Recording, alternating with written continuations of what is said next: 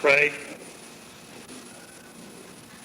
Make us conscious, God, of your presence in our lives. Keep us sensitive to your will. Make us courageous to pursue your will and faithful to fulfill it through Jesus. Amen. We had a great services last Sunday, I think, with the tremendous attendance of people coming from all over creation. You can read some of the towns in the bulletin. In addition to that, we had some long-distance members last week from Connecticut and Florida. See the extent of Alsace Parish, all the way from Connecticut to Florida. They really were church members from that area. I saw Mayor Shirk last night at the banquet for the Hope Rescue Mission. He said, "What kind of parishioners do you have out at Alsace?" I said, "Why?" He said, "Well, I met one of your parishioners who said we just got in at 1:30 Sunday afternoon from Arizona and quickly changed clothes and got over to your church for a 4 o'clock service." I said, "That's the kind of members we have at Alsace, Mayor Shirk. That's the kind of members that makes our congregation." We often say that people ought to come to church, the church brings husbands and wives together. And a situation happened last week, which the Sunday school banquet knows about, and I'm going to repeat it this time. One of our ladies was dropped off out here at the church by her husband, who proceeded to go through the cemetery to park his car. She sat near the back and waited patiently for her husband to arrive.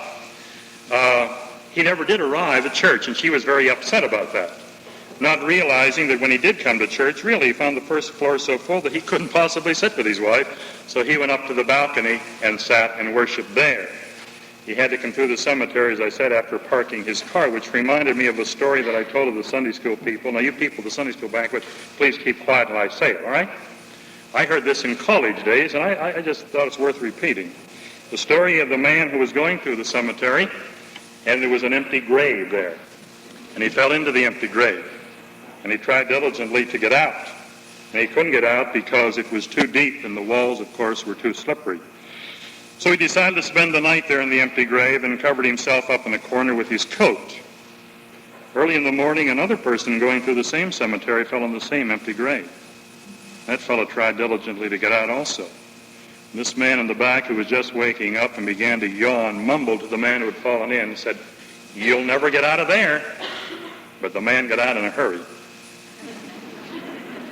We hope that doesn't happen to any of you who have to park your car behind the cemetery. A professional man recorded an interesting testimony of Jesus, and he records an interesting conversation between two professional men. The professional writer is a physician, Luke by name, who recorded a conversation between a professional man who was a lawyer and a professional theologian who was Jesus. And the conversation went something like this: "Master, what shall I do to inherit eternal life?" And Jesus said to the lawyer, "What is written in the law? How do you read it?" And the lawyer retorted, "Thou shalt love the Lord thy God with all thy heart, with all thy soul, with all thy mind, and with all thy strength, and thy neighbor as thyself." And Jesus said, "You have answered right. Do this, and you will live." But the lawyer comes back and said, "Which neighbor, or who is my neighbor?" And in answer to this, Jesus gave probably the most familiar and the most popular of all the parables, the parable of the Good Samaritan. And I want to read this parable from the Living News edition of the New Testament. The man, willing to justify his lack of love for some kinds of people, asked, "Which neighbors?" Jesus replied with an illustration. A Jew going on a trip from Jerusalem to Jericho was attacked by bandits. They stripped him of his clothes and money and beat him up and left him lying half dead by the side of the road. By chance, a Jewish priest came along. And when he saw the man lying there, he crossed to the other side of the road, and he passed him by. A Jewish temple assistant walked over and looked at him lying there, but he also went on. But a despised Samaritan came along, and when he saw him, he felt deep pity. Kneeling beside him, the Samaritan soothed his wounds with medicine and bandaged them. Then he put the man on his donkey and walked along beside him till they came to an inn, where he nursed him through the night. The next day he handed the innkeeper 2 $20 bills and told him to take care of the man. "If his bills run higher than this," he said, "I'll pay the difference the next time I'm here." Now, which of these three would you say was the neighbor to the bandit's victim? The man replied, the one who showed him some pity. Then Jesus said, yes, now go and do the same. The details of the parable are well known to you. 4 philosophies of life stick out in this parable. The philosophy of the thieves, the priest and Levite, the victim, and the Samaritan. The philosophy of the thieves is this: what's yours is mine, I'll steal it. The priest and the Levites felt, what's mine is mine, I'll keep it. And then there's the victim who could have said, what's mine is gone, I need it. And the Samaritan, what's mine is yours, I'll share it. I'd like to briefly examine the philosophies of those 4 individuals represented in Jesus' parable of the Good Samaritan. The thief, what's yours is mine, I'll take it. Seems like we've always had thieves and robbers. In the olden days, in Bible days, in modern days, in our modern age, our atomic nuclear age, we see an increase in the rise of crime. It ranges all the way from pilferage in industry to cheating on the time clock, shoplifting in the grocery store, robbing a bank, and the like. We have robberies today not only at night but in the daylight. Robberies in the main streets as well as in the alleys. Robberies in the suburbs as well as in the ghetto. Robberies in the rural areas and even in the nation's capital and everything in between. I don't have to dwell on the increase in crime. Many of you families, unfortunately, have been subject to theft and larceny and burglary. We have observed that one of the reasons for the increase in the philosophy of the thief today, what's yours is mine, I'll take it, is the invasion of society by drugs and narcotics. More and more people are hooked on these things. And when you hear people say, look, it's all right to have a little bit, you can bet your bottom dollar that they're the voice of the devil.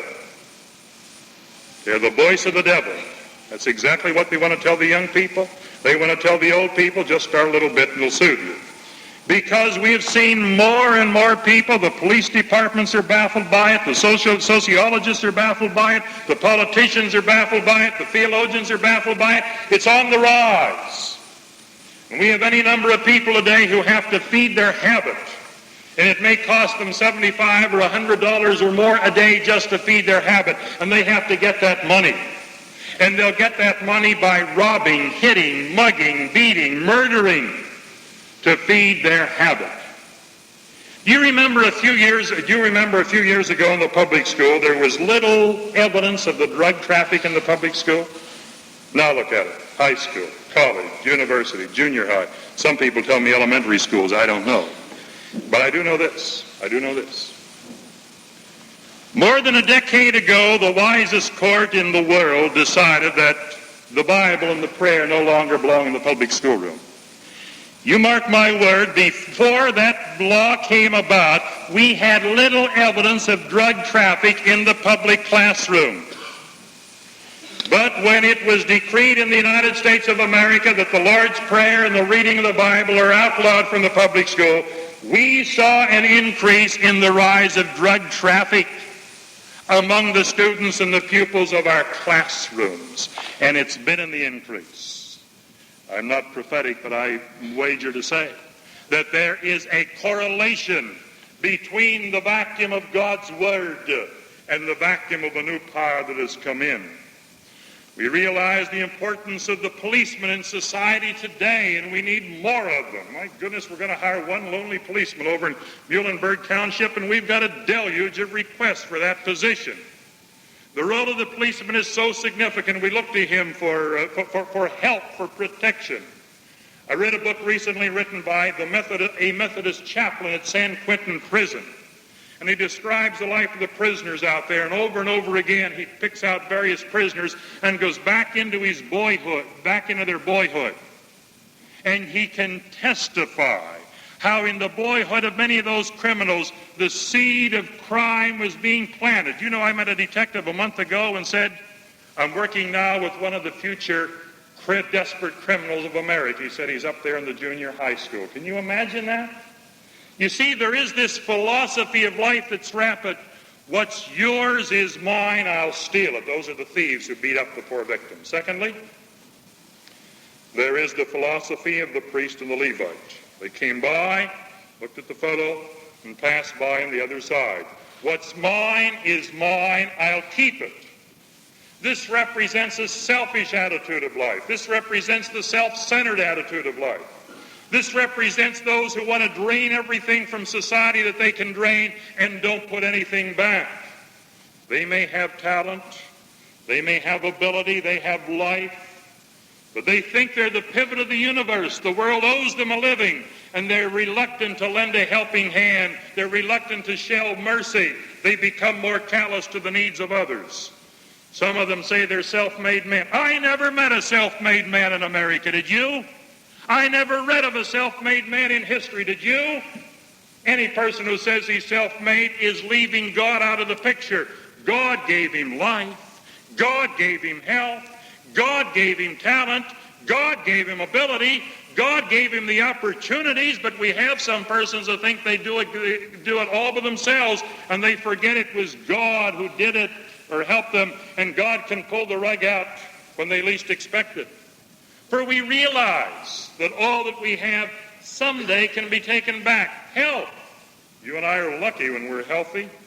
We see persons who are sick. We see persons in the nursing homes and the convalescent homes. We see the evidence of old age. We're going to celebrate Shut-In Sunday next week. Incidentally, we're going to have an outstanding representative here, and I hope you're all out to see this individual. We're going to emphasize next week visiting some of these sick persons and these aged persons, and we're mindful that someday our health also can diminish and we can be in their shoes. Or life itself. It happened again Friday night. 2 more people killed on the highway in Berks County. When are we going to learn our lesson? I never know when I get behind the wheel of that automobile when I'm going to come back alive. It happens over and over and over again. Life sometimes is only holding on by a thread. Houses, ask the people in the Wilkes-Barre area, ask the people in Kingston, where 90% of the inhabitants of Kingston experienced the flood. Treasures, articles, artifacts, relics, picture books, furniture, you name it, they lost it. Jobs. It was catastrophic news, I think, that hit Berks County this week. When we learned of the future of 1,100 jobs in this area, my gosh, we know what happened when 250 people lost their jobs from the armor company, and people like Jay Lear has to go all the way to Syracuse, New York to work. What have we that we can count on? And so the self-centered individual says, what's mine is mine, I'll keep it. Has he not read the parable of judgment in the 25th chapter of Matthew, where Jesus said, this group that is isolated, this group that is divorced from me, this group that will not live with me. Why, they said? Not because of what they did, but what they did not do. They were members of the do-nothing party. When I was hungry, Jesus said, you gave me no meat. When I was thirsty, you gave me no drink.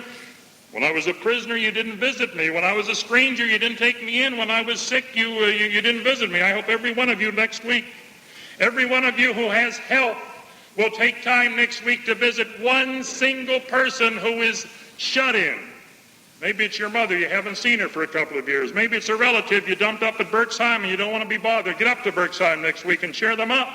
Someday we may be in their shoes, you see? It's well that we set aside a shut-in Sunday to observe and to recognize these people. And so the priest and the Levite says, what's mine is mine, I'll keep it. And then there's a philosophy of life which we sometimes overlook in this parable, the philosophy of the poor victim. We do not know who he is, we don't know where he came from, we don't know where he was going, but he was the poor fellow who was beaten up. And sometimes when we discuss this parable, we get upset about the Levite and the priest and the Samaritan, we forget about the victim. Just like sometimes in America we forget about the victims of crime. The victim of the parable of the Good Samaritan is the one who was the object of attention. He was the object of attention. The thieves beat him up. The priest passed him up. And the Samaritan picked him up. And if he hadn't been there, where would they shower their attention, you see?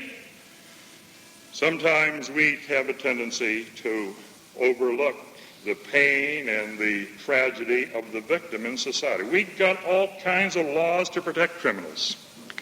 You go to any lawyer's study today in Berks County and he can pull book after book off his shelf to show you how he can defend a criminal, a robber, a mugger, a rapist, a murderer. We've got instituted in Berks County the finest system of courts, and we got a good team of judges down there in the bench. Why? To protect the criminal. We have today available juries and system of jurisprudence to protect the fellow who breaks the law, but what have we for the victim? Oh, I'm not callous. You know me well enough to realize that. I'm not callous to forget the person who does get in trouble and does make a mistake and ought to be given a different chance. At the Hope Rescue Mission last night, we heard a man testify 22 years in the penitentiary. And he found God through the Hope Rescue Mission, and he's doing a job for this community. We know all that. But I'm saying let's not forget the victim. Let's not forget that elderly lady in her apartment who is confused mentally for life, because her apartment was invaded and robbed and she was beaten and he got off with a couple of years and she the rest of her life is mentally confused. Let's not forget her. Let's not forget the young girl who's been in a mental institution for 10 years because she was brutally attacked and raped at the age of 15. The rapist, temporary insanity. Boy, that's the old plea. Temporary insanity, out in 3 years, and she in a mental institution for 10 years. Let's not forget the widow who stands helplessly by as the thugs beat her husband, kill her husband, go through his pockets. Go through his pockets as he is dead. Let's not forget the young girl, 9 years of age, beautiful young maiden, brutally attacked by a sex maniac, temporary insane, defend him, pull out the books, get the juries, get the lawyers to defend him. Who defended the poor, helpless 9-year-old curly-headed girl when the man came along and beat her up? You see? Or the young mother walking in the park with her baby in the carriage and a little girl playing in the grass. And a man jumps out of the bushes and takes her off and puts her in the car and beats her and rapes her and dumps her body in the trunk of an automobile. Temporarily insanity, we say. Well, it's high time we begin to think of the victim in society. It's high time we show some mercy in that direction as we think of this victim here. We have laws, that protect animals that we don't have to protect children. How about some of you fellows? How many rabbits you killed yesterday? How many squirrels did some of you squirrel hunters kill yesterday? How about the quail people? Were you out shooting quail? You weren't. Why weren't you out for the quail and the deer and the rabbit? You know why you weren't out? We've got laws to protect the rabbit and the quail and the doe and the squirrel. But we don't have laws to protect our children, our babies, from being beaten and mutilated and burned by their parents. We don't have laws to protect them. It's going on in society. It's going on in Berks County. The victim, let's not overlook this person because they also need our love and our care. Well, the final philosophy of life, the philosophy of the Samaritan. What's mine is yours, I'll share it. Two things to observe about this Samaritan. First of all, while the other two men probably were going from Jerusalem, not too far from home base, and they were religious men, the Samaritan was a foreigner. He was a member of a country that was at odds with the Jewish people. As a matter of fact, we observe in Scripture that the Jews and the Samaritans were enemies. Jesus deliberately made a Samaritan the hero of this parable. Secondly, the Samaritan was far from home. And for him to spend time with this poor victim and to take him to an inn and to nurse him for a while, this meant he was going out of his way. It would not have been out of the way for the priest or Levite who were not too far from home base in Jerusalem. Notice what the Samaritan did. He stopped. He had mercy. He had pity. He got off of his donkey. He went over and he knelt with a man who was lying in the ditch by the side of the road, half dead, covered with dirt and flies that were teeming around his wounds, seeing the bloody gashes there on the man's face and his neck and chest. And he knelt down beside him in the dust, and he administered first aid at the roadside, like you do, Les, here, when you drive that ambulance of yours. Ministered first aid at the roadside. But he went as far as he could go, bandaging up the wounds, and he couldn't call the rescue squad. He couldn't get in touch with the hospital. No policeman came along. So he put the man on his own Cadillac. No, he put the man on his own donkey. Just want to see if you're paying attention. Put the man on his own donkey and led the donkey to the next inn, where he took care of the man through the night, according to this modern version of Scripture. Then he had to go back to his home, or he had to go reach his destination, and he paid the owner of the Holiday Inn enough money to take care of that fellow for a couple of weeks. And he said, if he stays longer than this money will accommodate him, charge it to my account. Well, what's mine is yours, I'll share it. The Good Samaritan. No wonder the lawyer said, he's the one who showed mercy. No wonder Jesus said, go and do thou likewise. Incidentally, somebody occasionally raises the question, what would the Samaritan have done if the thieves were in the process of robbing the man when he came along? I really don't know. This is Jesus' story. And I don't want to doctor up Jesus' story, do you? Go and do thou likewise. No. We know the philosophy of life that we like to emulate and follow. We want to follow the philosophy of the Samaritan. What's mine is yours, I'll share it. But we recognize in society today, in order to share this, we have to have it. We have to own it. We have to earn it. We have to have an opportunity to earn it. I've always been interested in economics because I believe that most of us, or all of us, are influenced tremendously by the waves of economics. A few years ago, I attended a couple of seminars sponsored by the Clergy Economic Education Foundation. This is a foundation that started in the middle 50s out of Purdue University, and the purpose of it simply is this: to gather together clergymen of all faiths in groups of 50 or 60 for about 5 days and teach them the facets of economics morning, noon, or night. We heard some tremendous lectures. We didn't have to pay a penny for this kind of schooling. The corporations picked it up because it's financed by labor and management and agriculture. And the reason they're willing to do this is the reason they give. They say, first of all, they believe that all of us are so tremendously influenced by the economic waves, and therefore it's important that clergymen know something about economics. And secondly, they say that the clergyman influences more person in a week than any other profession. Now, I don't know if that's true or not, but that's what these economists say. The clergyman influences more person the average week than any other profession. We are aware of what's going on in the economic arena in the world today. Economics must change. America must realize that she's no longer the only industrial producer of the world.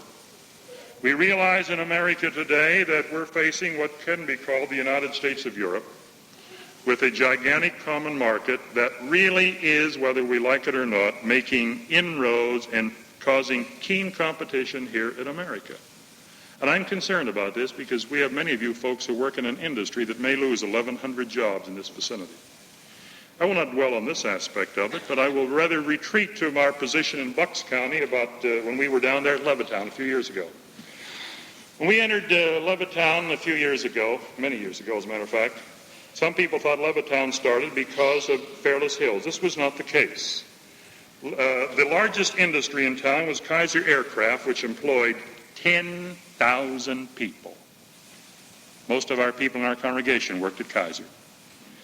But the pressures were demanding, and productivity decreased, and exorbitant demands were made, that government contract after government contract was being lost to Martin Company down Baltimore, Lockheed elsewhere, all the way out to Oregon. And the officials of the business met with with the leaders of the community, and I don't know why I was invited. I was always invited to these meetings, maybe because I was interested in economics, and they said, look, we've got to change things or we'll leave here. But people said they'll never leave. But Kaiser Aircraft did fold up and left Bristol completely. A terrible gap down there, you see. Or I also think of the Bristol Courier, which was the newspaper which was influenced somewhat by old Joe Gundry. You remember old Joe Gundry from the political arena? And the Bristol Courier newspaper, which is a strong newspaper, faced tremendous demands, economic demands. They said, we can't make it. We'll have to fold up. They said, you're kidding. And the Bristol Courier did fold up and has been no more. Or another one I would refer to as Fairless Hills itself. I lived in Levittown, which had 17,321 houses. Fairless Hills started before Levittown. It had a year start before Levittown started. It was being developed by the Danhorst Corporation, which gave people a pretty good house to live in. They planned to build 4,500 houses. And they did just that until Levittown came along.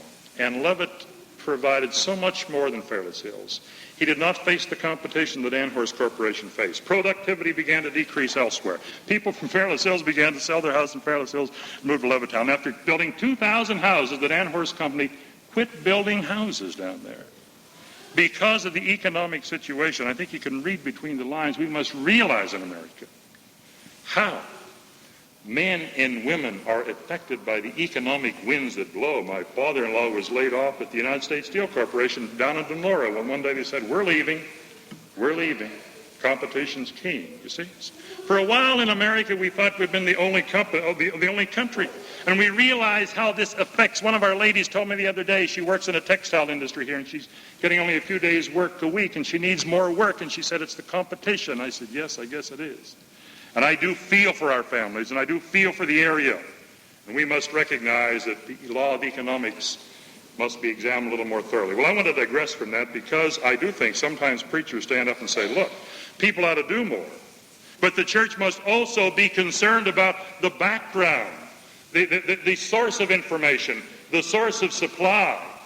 This congregation, or any congregation for that matter, depends upon people for her source of existence. You know the mission of the church. You've heard it so long, we're not going to dwell on the mission of the church. And you know as well as I, the church, like any other business, depends upon people for prayerful support, leadership support, financial support. You probably know that many Protestant churches in this area and other places set aside one Sunday a year in October or November to emphasize pledges, or emphasize Loyalty Sunday, or emphasize visitation for money, etc., etc. We don't have that at Alsace. We really don't have that at Alsace. I call this a faith mission because we rely upon the devotion of the hearts of people to give as the Lord blesses them. One of the reasons why you respond to the needs of the church, one of the reasons why you adopt the philosophy of the Good Samaritan, what's mine is yours, I'll share it with the church. One of the reasons is because God exists. Why do we pay taxes to the government? We pay taxes to the government for two reasons. We pay taxes to the government because of what the government does for us with the taxes. And secondly, we pay taxes to the government because we're afraid of what the government might do to us if we don't pay the taxes. You ever stop to draw a parallel between that and our devotion to God? Isn't this one of the motives why we give to God's kingdom and God's church out of thankfulness for what God has done for us, that through our gifts we can do more? We can share our love, share our mercy. And secondly, I don't know if you're afraid of what God may do to you, but you know I'm plagued sometimes with that story back in Genesis where there was a farmer and a shepherd. One's name was Cain, one's name was Abel. Abel was the shepherd and Cain was the farmer, and they made an offering to God. And God was pleased with the offering of the shepherd, but he wasn't pleased with the offering of the farmer. I don't know why. He knew his heart, perhaps. And it's because he was not pleased that Cain, of course, was so jealous of his brother, he went out and committed murder. So this reminds me that God can be concerned and is concerned about our response to his kingdom and about our devotion to his church. Jesus commended the widow. You know, the Mite Society in our church paid for that mite window there above the organ. I'm not pointing at you, Mr. Hilligus, but you look so philosophic looking at me over there. But it's the Mite Society window.